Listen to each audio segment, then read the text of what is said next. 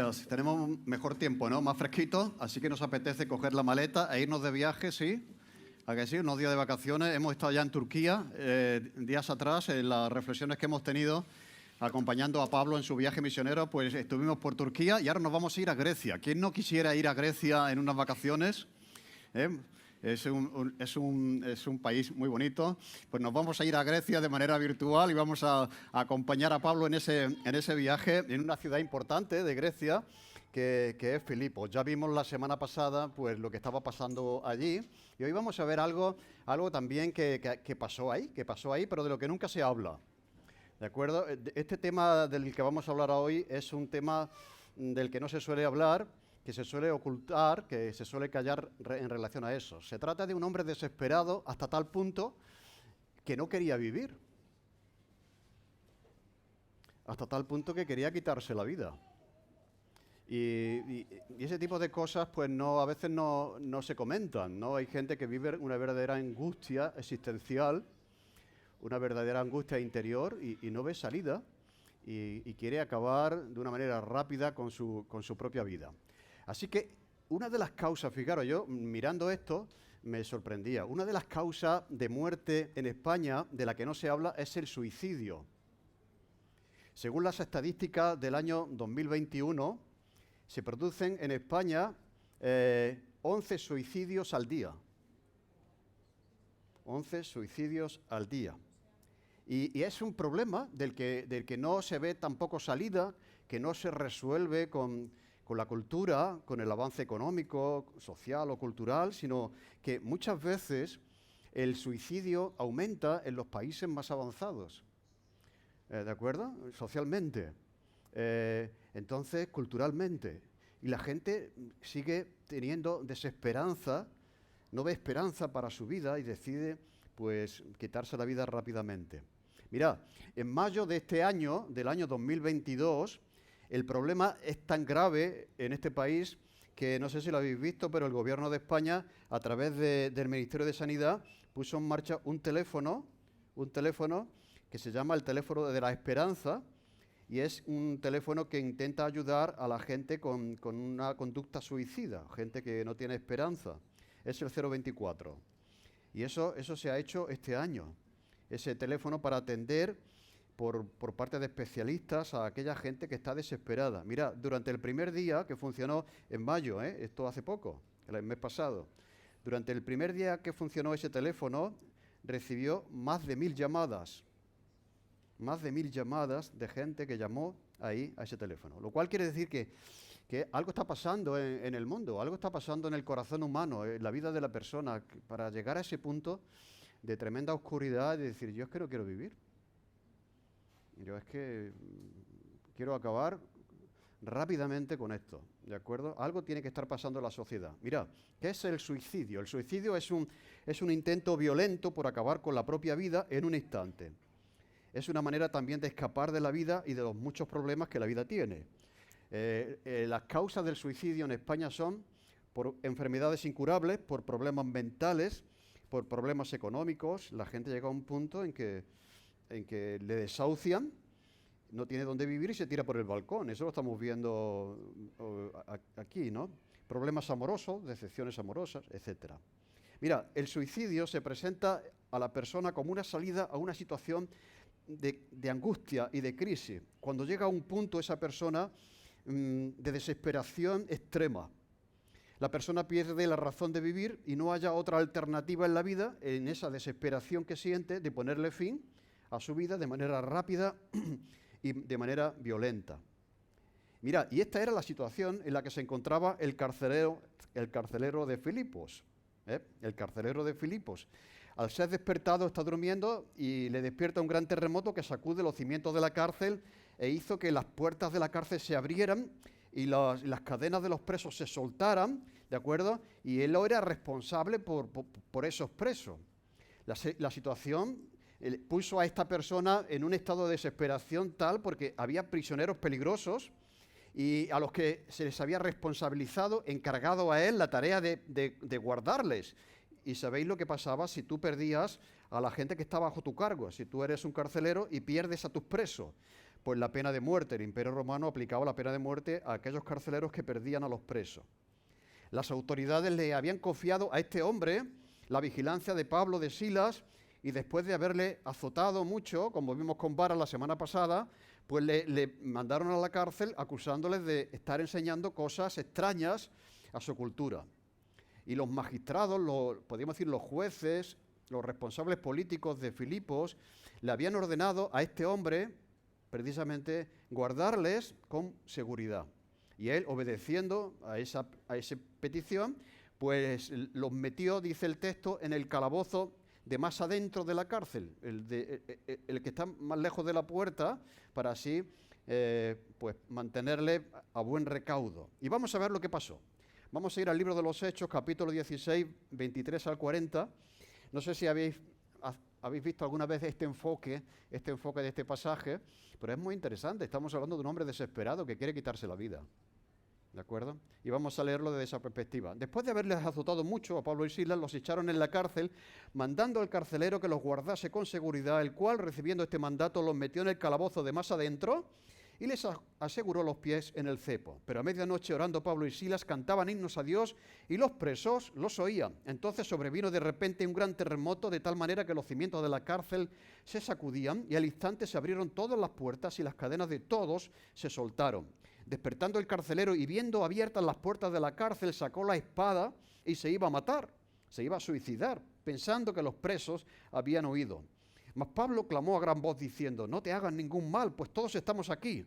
Entonces, pidiendo luz, se precipitó dentro y temblando, se postró a los pies de Pablo y de Silas y sacándoles les dijo: señores, ¿qué debo hacer para ser salvo?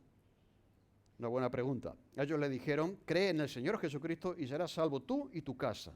Y le hablaron la palabra del Señor a él y a todos los que estaban en su casa. Y él, tomándolos en aquella misma hora de la noche, les lavó las heridas y enseguida se bautizó con todos los suyos. ¿Veis la importancia del bautismo? Y llevándolos a su casa les puso la mesa y se regocijó con toda su casa de haber creído en Dios. Cuando fue de día, los magistrados enviaron alguaciles a decirle: suelta a aquellos hombres. Y el carcelero hizo saber estas palabras a Pablo: los magistrados han mandado decir que os suelte, así que ahora salid y marchaos en paz. Pero Pablo dijo: de ninguna manera. Después de azotarnos públicamente sin sentencia judicial, injustamente, siendo ciudadanos romanos, ¿nos van a echar así de esta manera de la cárcel? Y ahora nos echan encubiertamente. No, por cierto, sino que vengan ellos mismos a sacarnos. Y los alguaciles hicieron saber estas palabras a los magistrados, a los jueces, a los abogados, los cuales tuvieron miedo al oír que eran ciudadanos romanos, que tenían derecho y que se los habían saltado, ¿de acuerdo? Y viniendo les rogaron y sacándoles les pidieron que por favor salieran lo antes posible de la ciudad sin que nadie se enterase. Entonces, saliendo de la cárcel, entraron en casa de Lidia y habiendo visto a los hermanos, los consolaron y se fueron. Bueno, he hecho ahí algún añadido para darle un poco. Pero bueno, mira, cuando este hombre ve que las puertas se abren, este hombre se desespera. Por lo que parecía ser un fracaso profesional, que lo era, ¿de acuerdo? Y opta por el suicidio, porque sabía que la muerte iba a venir un poquito más adelante. Así que más vale que me quite la vida a que me la quiten los romanos, ¿de acuerdo? Por haber perdido aquí a los presos. Y él va a sacar la espada para matarse y Pablo le dice: no te hagas daño, no hagas eso, no te hagas ningún mal, pues todos estamos aquí, o sea, no nos hemos ido, estamos aquí. No hay razón para suicidarte. Y el carcelero, profundamente conmovido por aquellas palabras, se precipita dentro de la cárcel y temblando, se postra de rodillas y le pregunta a Pablo y a Silas: señores, ¿qué debo hacer para ser salvo?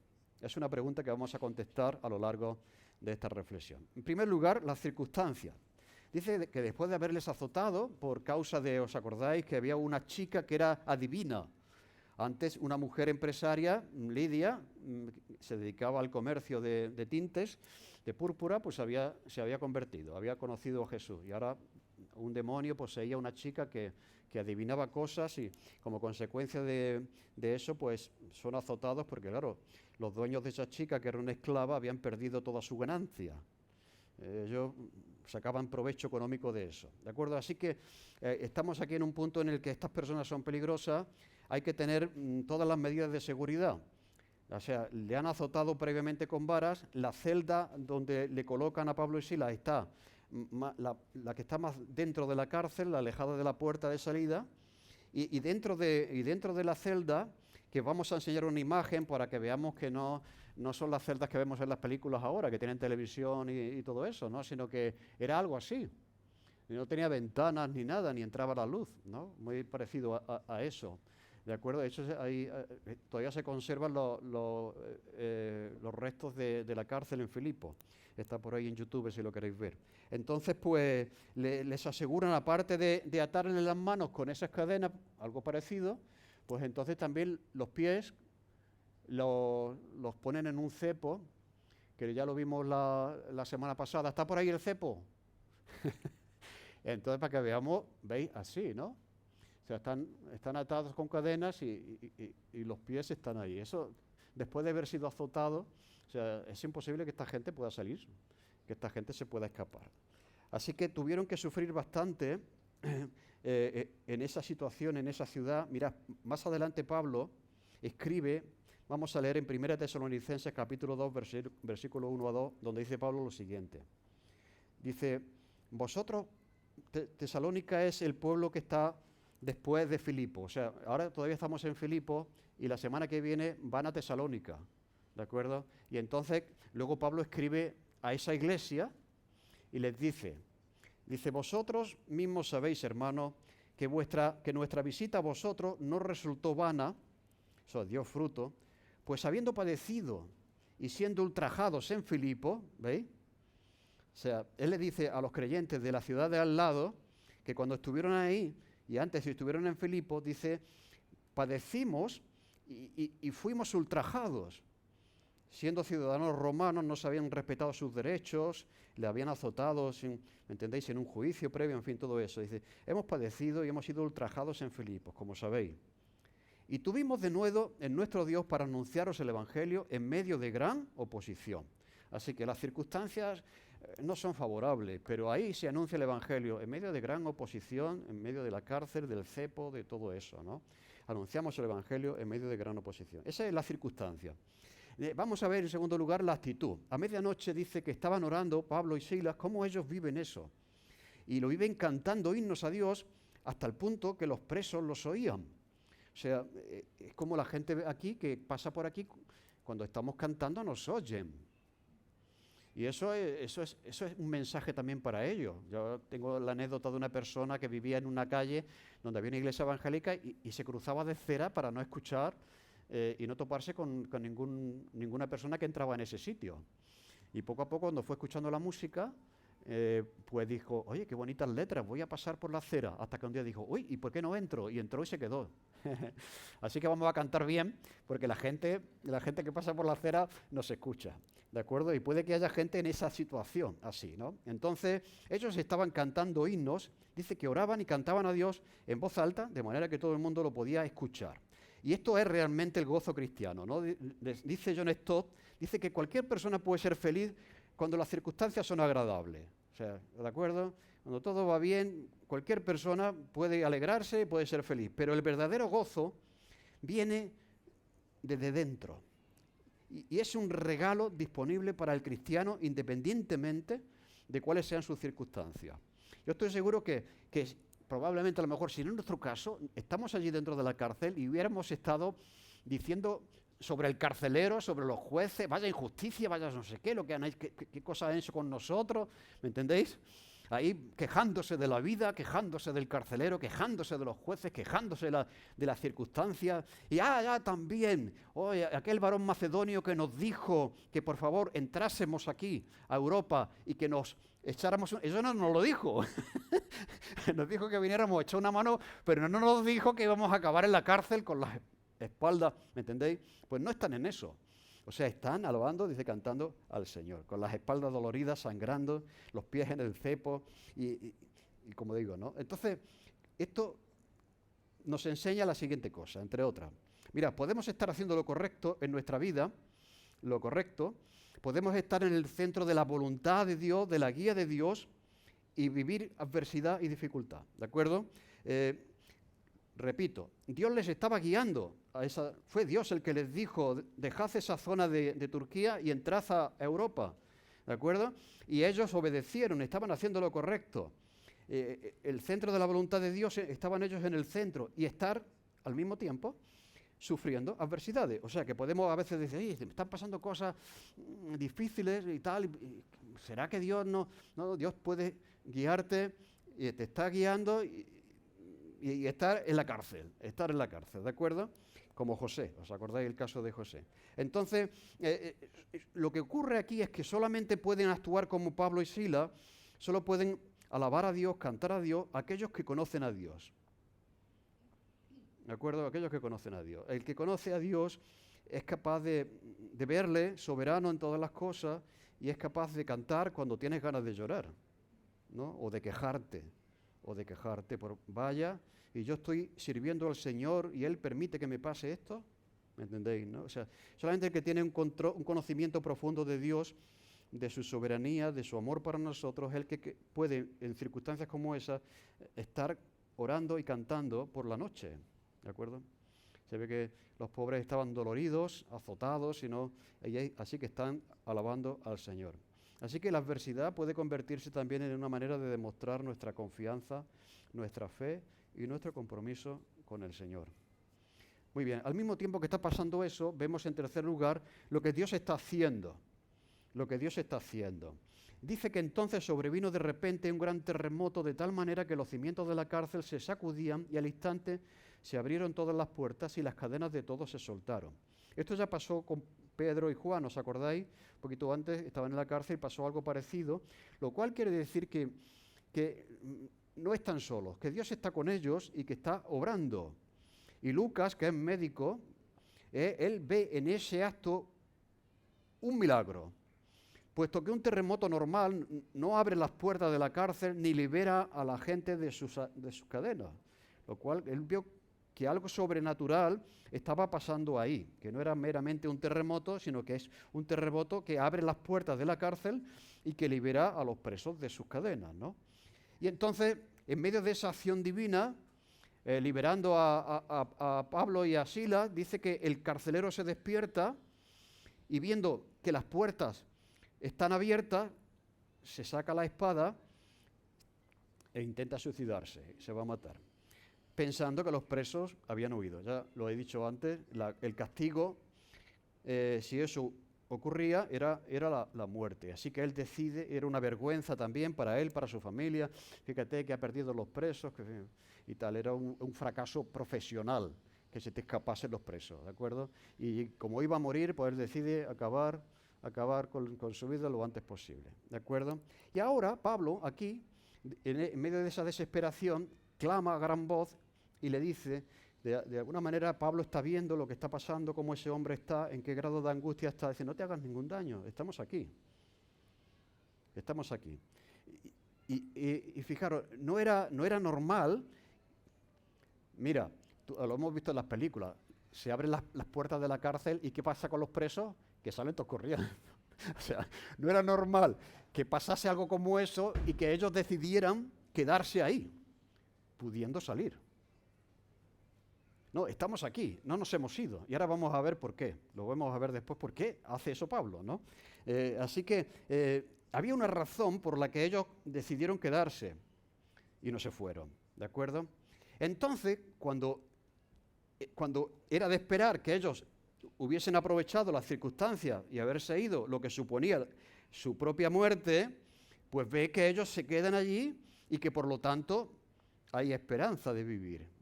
Entonces el carcelero pidió luz y se precipitó adentro, lo cual quiere decir que esa cárcel tenía que ser muy oscura, ¿de acuerdo?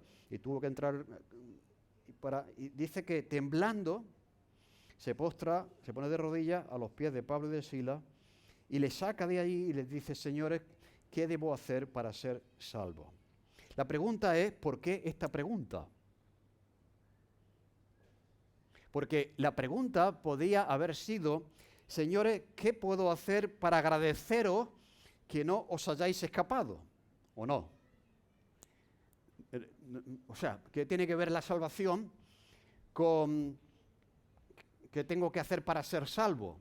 cuando lo que se acababa de producir es un acto de, podríamos decir, de misericordia hacia él, de protección hacia él, para que no muriese, que no se haga ningún mal, que estamos aquí. Así que la pregunta era, venga, ¿qué puedo hacer para agradeceros que me habéis salvado la vida al no haber huido? ¿De acuerdo? Sin embargo, pregunta, ¿qué puedo hacer para ser salvo? Mira, la respuesta puede estar en lo siguiente, que Pablo y Silas y el equipo, Timoteo, ya llevaban allí en esa ciudad varios días, llevaban un tiempo. Seguro que este hombre había escuchado que esa mujer empresaria, Lidia, la que se dedicaba al negocio de la púrpura, había abrazado el cristianismo y se había bautizado junto con toda su casa. Eso seguro que había llegado, y más en los pueblos llegan a oídos de todo de momento. Oye, ¿estás enterado que esta persona ahora se ha hecho evangélica, se ha hecho cristiana y se ha bautizado? No me digas tú, ¿me entendéis? Entonces seguro que eso habría corrido porque Lidia era una persona conocida, era una persona importante en la ciudad, y entonces seguro que había llegado a sus oídos la conversión de esta mujer.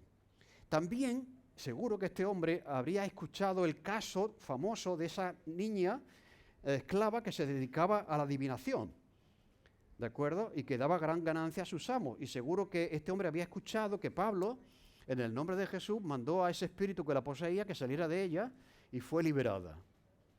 ¿De acuerdo? Seguro que también había escuchado el carcelero eso.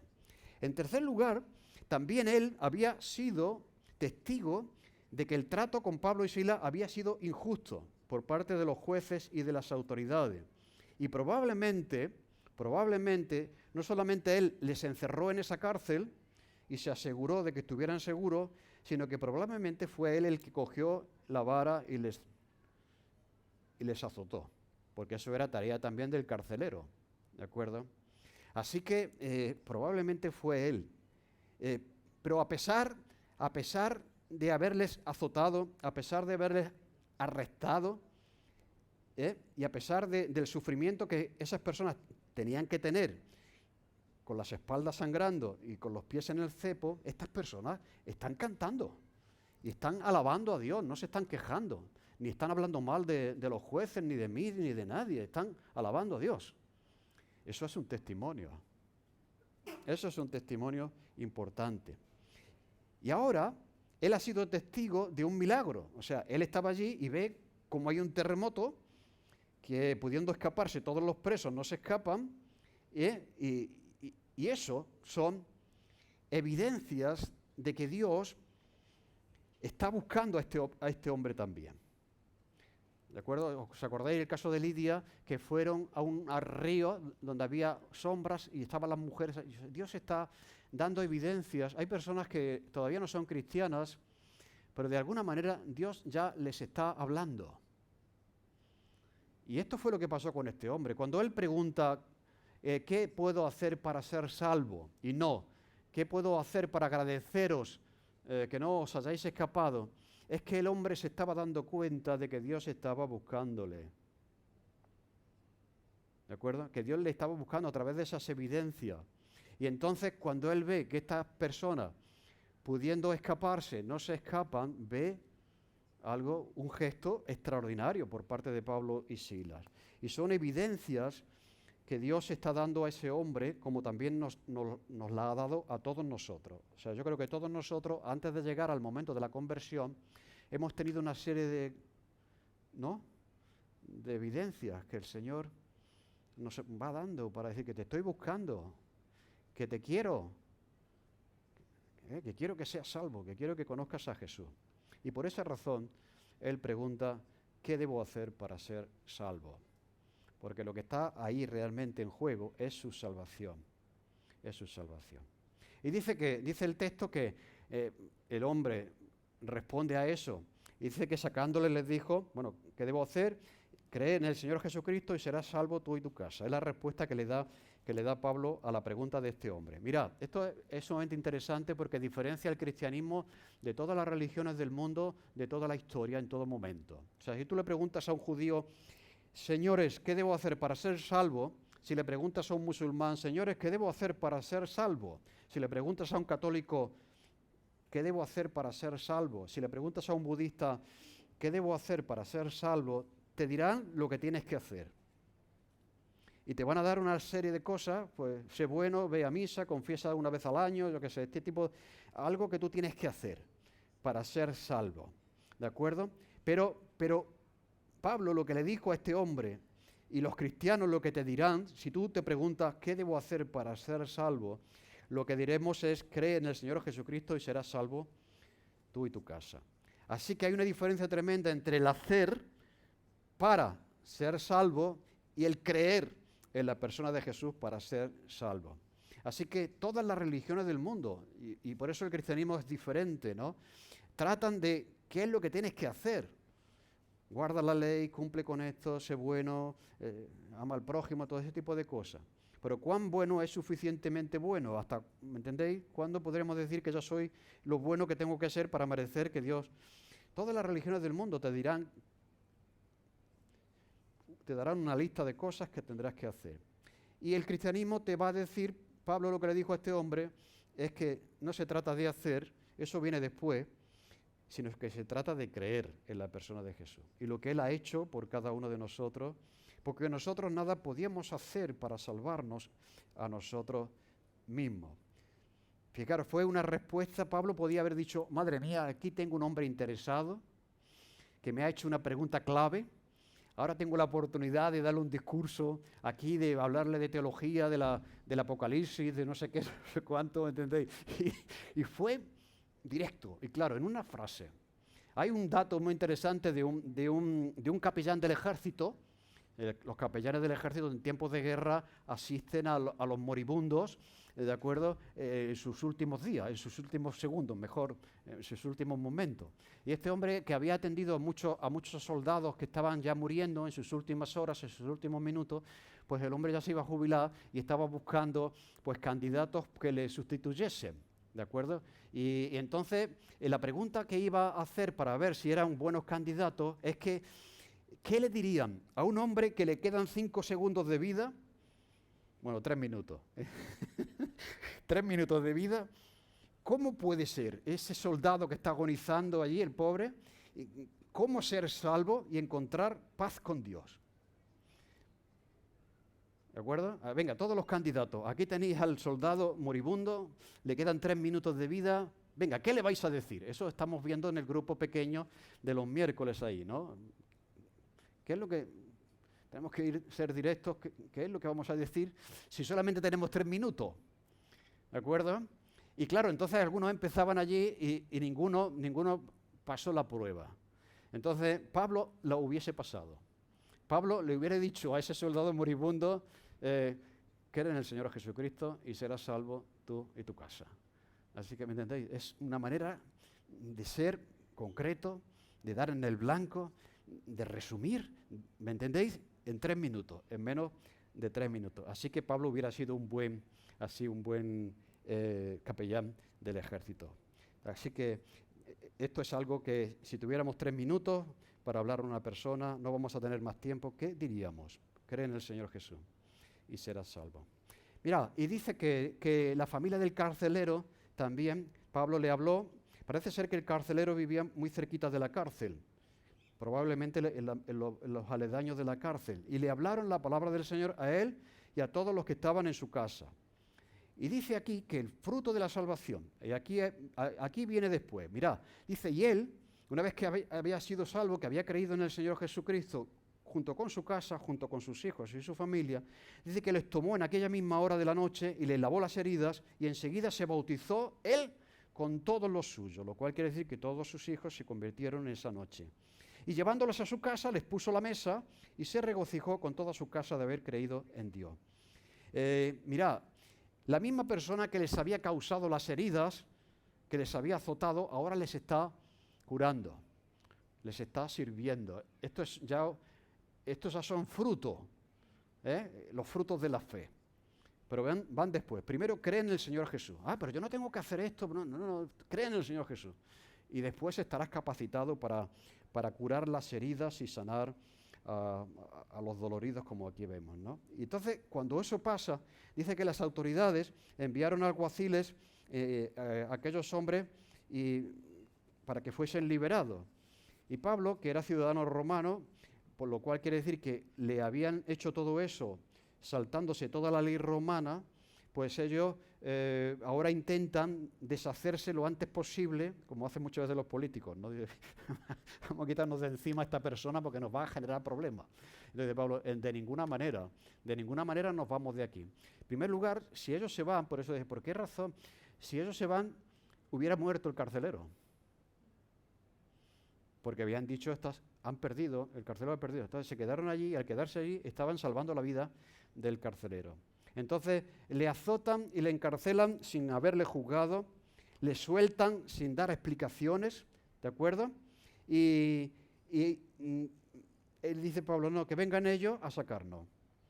Y vienen, mira en qué aprieto se vieron, que tuvieron que ir allí y le dijeron, oye, por favor, no sabíamos que erais romanos, que teníais derecho, y por favor, iros sin que nadie se entere. O sea, intentaron quitarse de encima ese problema. Entonces ellos salieron de la cárcel y se fueron a casa de Lidia, que decíamos que Lidia tenía una casa grande y ese fue el sitio donde se reunía esa iglesia, en casa de Lidia. Y habiendo visto a los hermanos, los consolaron y se fueron, dejando atrás una iglesia donde antes no había iglesia, como era el caso de Filipo. Y Lucas, que es el que escribe todo esto, se queda ahí para atender a esos cristianos que se habían convertido y que acababan de ser bautizados. Ahora, vamos de nuevo al principio. Todo lo que hemos visto hoy, empezó con un hombre que estaba desesperado, que no ve salida a su vida y que se saca la espada y trata de acabar con su vida y quiere suicidarse. Así empezó. Y todo termina con una cena en la que se regocija con toda su familia de haber creído a Dios. Mirad qué diferencia, ¿no? Por la mañana un hombre desesperado que no ve salida y por la tarde un hombre contento, gozoso, disfrutando de una cena junto con su familia porque había conocido a Dios. Bien, pues eso puede pasar. Para una persona que no ve salida, que dice, yo ya es que no puedo más. Puedes sentir eso, pero puedes terminar el día con esperanza, ¿no? Y puedes creer a Dios, puedes creer en Dios. Uno puede pasar de la desesperación a la alegría en 10 minutos. A veces la mente es traicionera, ¿no? O sea, un día te acuestas pesimista y te levantas al día siguiente completamente positivo y optimista, ¿no? Amigo, ten cuidado con hacer caso a las emociones y a los sentimientos, ¿no? Si este hombre se quita la vida, se suicida, no hubiese conocido a Jesús, ni su familia, ni su vida hubiera cambiado. Por lo tanto, hay esperanza para aquellos que no tienen esperanza. Hemos cantado la última canción que hablaba de la esperanza. Pero esto está pasando. Mirad, dice Proverbios, ya termino con este pasaje, dice, yo esto lo leí la primera vez y me impresionó mucho, porque dice, bienaventurado el hombre que me escucha, porque el que me halle a mí, dice Dios, hallará la vida y alcanzará mi favor. O sea, será bendecido, alcanzará mi favor. Mas el que peca contra mí, defrauda su alma. O sea, y dice finalmente, todos los que me aborrecen aman la muerte. ¿Qué quiere decir? Que cuando nos cerramos a Dios, cuando le damos la espalda, en el fondo nos estamos haciendo daño a nosotros mismos. Dice, el que peca contra mí no me defrauda a mí, sino a su propia alma, se defrauda a sí mismo. O sea, cuando nos rebelamos contra Dios, los que sufren somos nosotros. Y dice que todos los que me aborrecen aman la muerte. Podríamos traducir, aman el suicidio. O sea, no encuentran esperanza para su vida. Y esto es lo que trae el cristianismo, esperanza para la vida, ¿no? Y cuando la gente dice, no quiero saber nada de Dios, estás perdiendo la esperanza en la vida. Y puede que llegue el momento que diga, yo no quiero ya vivir, porque no tienes esperanza. Porque Dios es el Dios de la esperanza. ¿Me entendéis, no? Y yo insisto, Este es un problema que se está dando. 11 personas se suicidan al día en este país. Algo está pasando en el alma del hombre, de la mujer, que toma esa decisión tan drástica. Pero si se acercan a Jesús, como este hombre, terminó el día con alegría. Empezó con desesperanza y lo terminó con alegría. Y se gozó de haber creído en Dios. Todos los que me buscan, todos los que me aman, serán bendecidos, pero el que me detesta, el que me desecha, en el fondo, está en una vía de pérdida de esperanza. ¿Qué esperanza hay para los ateos? ¿Qué esperanza hay para la vida? Pero, mira, la vida te puede ir fatal. Mira, todavía no hemos llegado al punto de Pablo y Silas, que están en una cárcel y que probablemente vayan a morir. Porque ellos no esperaban que iban a ser liberados, ellos podían haber muerto. ¿De acuerdo? Se podría haber ejecutado la sentencia esa de muerte. ¿De acuerdo? Y están ahí con una convicción y tienen esperanza. Y tienen esperanza. Por lo tanto, es un mensaje de esperanza para aquellos que no tienen esperanza. Puede que ahora estés así, que te sientas así, pero mira al Señor. El que cree en mí será bendecido. Y encontrarás muchas razones para vivir en medio de la desesperanza que nos brinda la vida que llevamos. Amén.